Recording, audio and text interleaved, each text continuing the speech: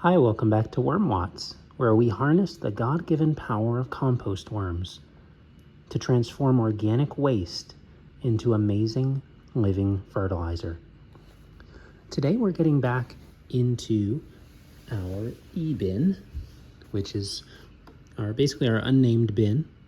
And in here, last time we were here, we put in some quail eggs, and it's usually advised that you not put animal products into a worm bin. And I think that you can really compost just about anything in a worm bin. But this is going to be our way of seeing if that really holds. And when we open this bin right off the bat, I noticed that we have quite a lot of flies. So we are in the middle of summer.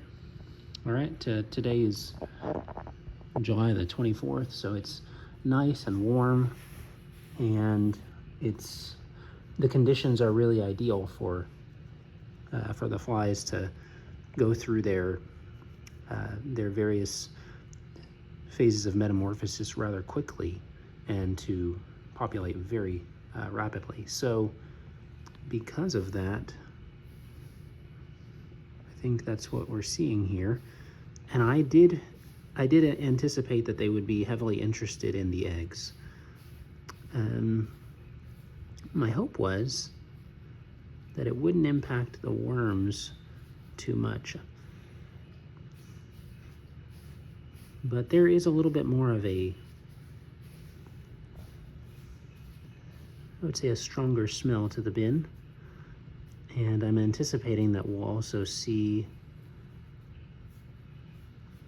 fly larvae or maggots down here if they have actually found the eggs and started laying them. So, here we go. You got some worms here though. Sorry, let me get you in nice and close so that you can follow along with me as I get down here.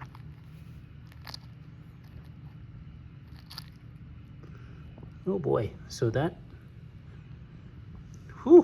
quail egg has kind of busted open.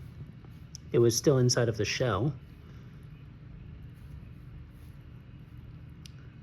And the worms seem to be around it.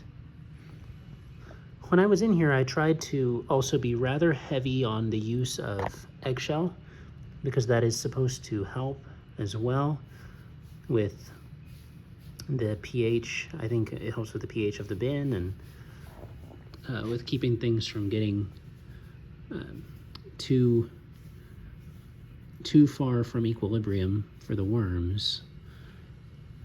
I'm not seeing any maggots yet, which is nice.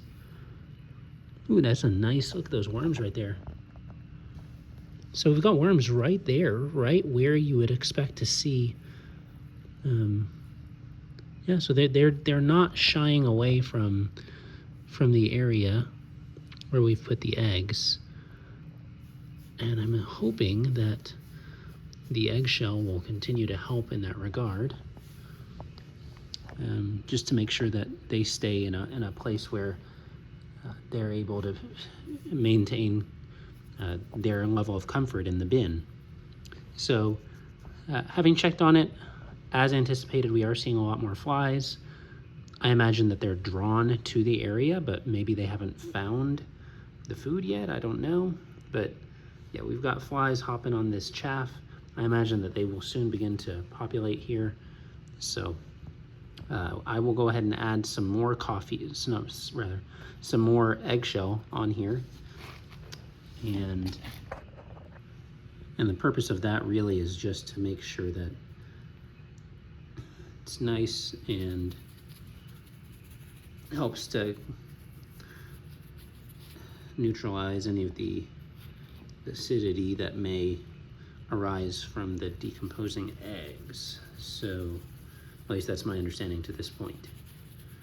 So, I'm gonna load that on top this time.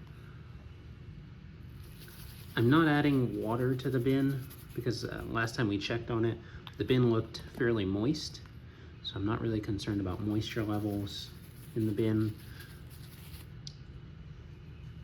Just a little bit more concerned about the worms being all right in these conditions, that we don't end up seeing protein poisoning. And so far, the worms look all right. Again, we are only about, I would say, 2.5 days removed from having added those eggs into the bin. So there's still time for things to occur, but so far it looks fine. The fly pressure is not anything abnormal. So the bin looks all right overall. And thank you for joining us as we got into the e-bin to see what's going on after we added in those eggs. I'm really excited to see what comes out of that. Thanks for joining, and we'll catch you in the next update.